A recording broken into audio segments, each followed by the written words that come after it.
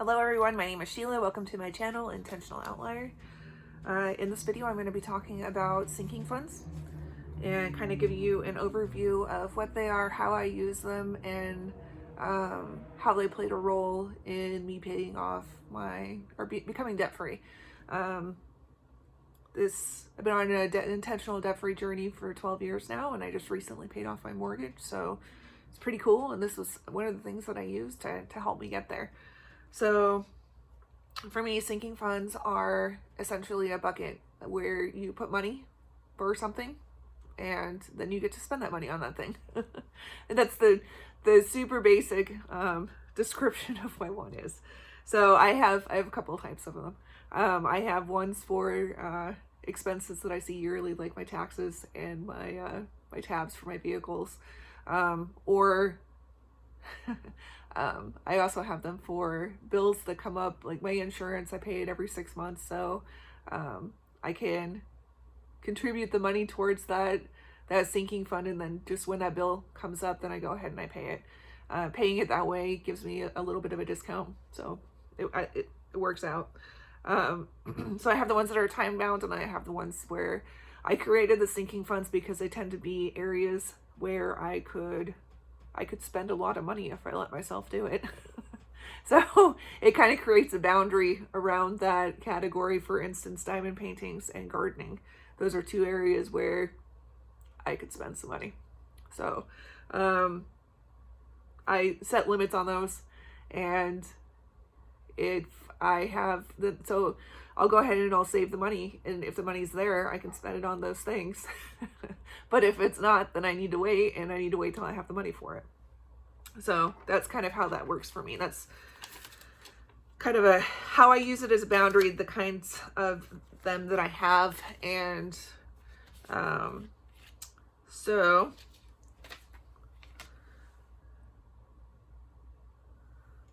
how I determined, I have sticky notes down here that I'm using to keep my thoughts straight. So that's why I'm looking down a lot. Okay, so how I got the number for them. So the ones that are like my tabs, I'll use my tabs for an example for the ones that are the reoccurring expenses that I see every year. So I took the amount that I paid the previous year. I took that amount and I set that amount as what the goal amount would be for the sinking fund. So, and typically that works pretty well. I don't see that much of a fluctuation in that. And if it does go up or go down, I'll just make that adjustment the next time I set that goal amount. So say if it's $100, then I just go ahead and I set that goal amount at $100, and then once I have that $100 in that envelope, then I'll just set it to the side until that bill is due. Excuse me. And then that's one less envelope that needs to be stuffed, and I can take that money that I would have put towards that envelope and I'll add it to other ones that I have that aren't or haven't been filled yet. So, and then for instance, my gardening budget, I have a cap on that of $500. And so, and then, so $500 for that one. So I'll just continuously add to it. And once I reach that amount, then I'll stop contributing to it until I use it. And then I'll go ahead and start contributing to it again. It just, it keeps it bound within those boundaries for myself.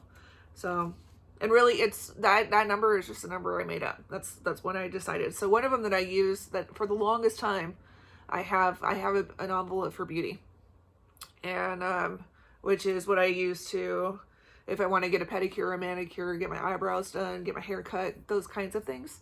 For the longest time, it was set at $100. And just recently, I decided to increase it to $200. Just because I wanted to.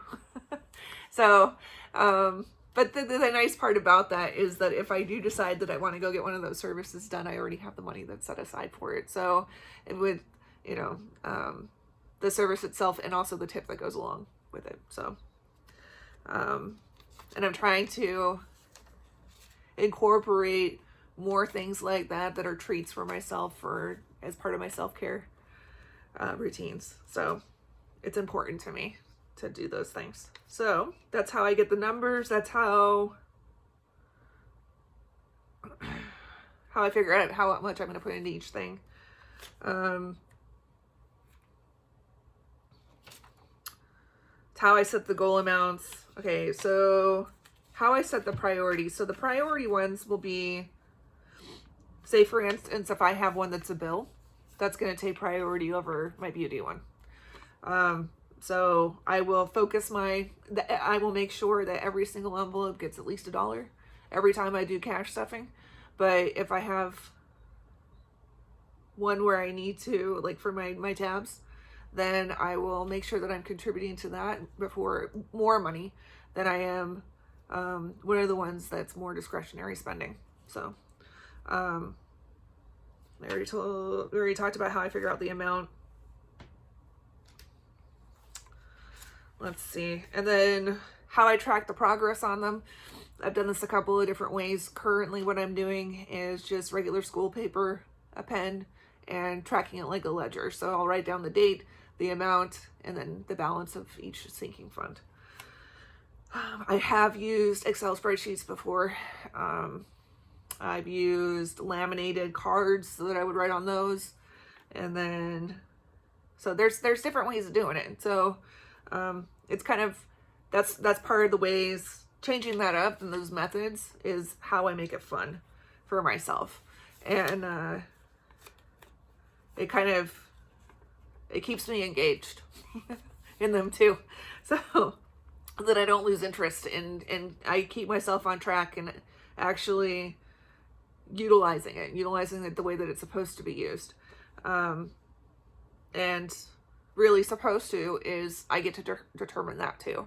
So these aren't new tools. These are definitely things that have been out there for a long time and by different people, and different people have different takes on them. This is my take and what it has worked for me and what continues to work for me because I'm still using it. So, and then ways to make it fun. So I have this is one way that I do it. I will make little savings challenge cards. And for each one, I'll put it in, for these ones are books. So for each magic book, I put in whatever that dollar amount's going to be. Sometimes it's $10, sometimes it's $5, sometimes it's $100. It just depends on what I'm feeling that day. So as I am adding money to the envelope that these are in, then I will color in the books. And once the books are all colored, then I'll decide where the money is going to go. Yeah, so that kind of, this is something that I do in addition to my contributing to them every 2 weeks as well. So this kind of just gives it its own little windfall. Why I like it, it gives me,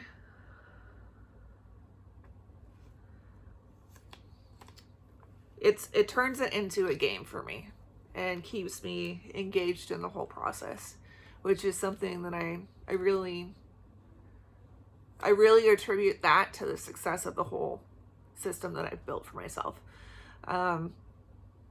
It's all of these things, all these tools combined, and that have helped me to stay engaged in it, to be able to be successful in the long term, because it's a long-term journey, man. Like, one of these days I'll get into like the start to finish and the ugliness of what my finances look like at one point, because definitely have made some mistakes, but I mean, we live and we learn, right? So okay, so that is it for now for sinking funds. If there are any questions or anything else that you would like me to elaborate on with this, please feel free to ask questions. It's really important to me that I provide you with information that you want to hear, that hopefully you are able to maybe take something away and use it in your own journey. So thank you for liking and subscribing and sharing my videos. That helps my channel grow.